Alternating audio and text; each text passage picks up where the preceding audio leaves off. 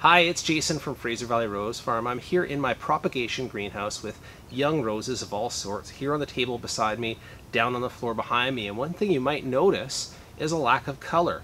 If I'm doing my job well, you might be able to walk through this whole greenhouse and find not a single rose in bloom. And the question about why I do that, and by the way, the process is called disbudding. When you pinch the flowers off your roses, that is called disbudding the roses, and it's done for a specific production reason. May also be done by gardeners with young plants in their gardens. So let's talk about the reasons why. And by the way, I'm not the only one that does it. Let's take a second to look at what Ben at Heirloom Roses, the largest rose grower, own root anyway, in North America, and here's what he had to say about pinching and disbudding their roses. We're tipping them back, and what that does is it promotes branching and basal break. And so we want both of those things to happen, so you get a better shaped plant. And then also we try to keep the blooms off. It's really sad. You'll see blooms around now, but typically blooms invite bugs, and so in a nursery environment we try to keep the blooms to a minimum.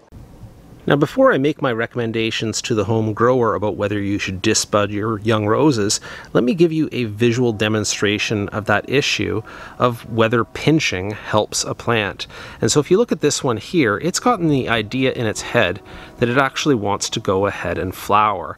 And you can see that now that it's got that idea, it is sending all of its energy into this one shoot, lengthening and building those flower buds right at the top.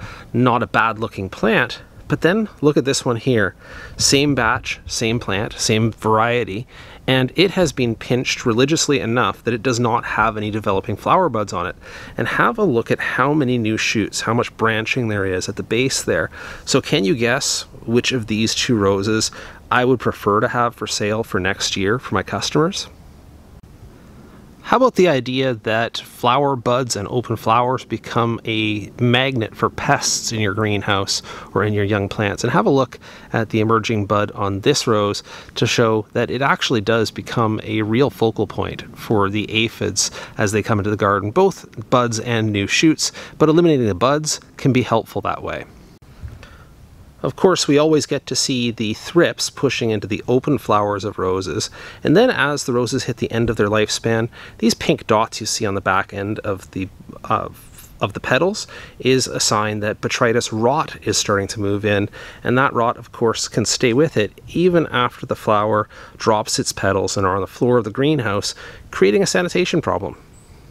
So I think as far as it goes for commercial growers, the answer is pretty clear cut. For young plants, you definitely do want to do more pinching so you can develop better branching on your young plants, and also to help control your disease pressures. There are a couple of exceptions to that, however. You notice over my left shoulder here that these roses are in bloom. Well, these are of a size now, and we're in that season where we're still open to the public and we're still trying to sell plants, and plants do sell an awful lot better if they have a little bit of color on them. Second thing you should know is that oftentimes you will want to let your crop bloom out at least once just to confirm that you haven't made a mistake and mislabeled the plants, so that you can be confident in the identity by the time you ship them or sell them to your customer.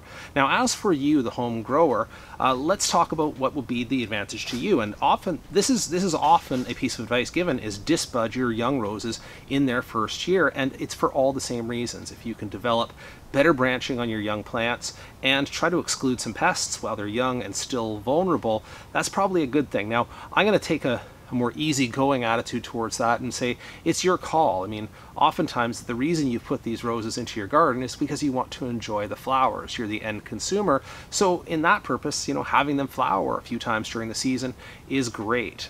So I would say in a relaxed way, yeah, if you can find a way to either be prompt with your deadheading, or if you can make the full sacrifice and do some disbudding, you'll probably have a better plant for your efforts.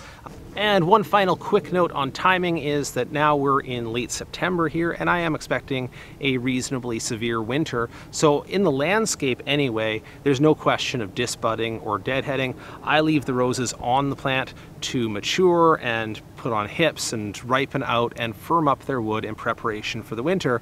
So timing wise, this is more of a conversation we have for earlier in the season and through the season, but by the time you hit the end, yeah, don't touch them. All right, thanks for watching this quick video on disbudding your roses. Hope it was helpful, and if you have any questions, please drop those into the comments below the video. I'll see what I can do to help.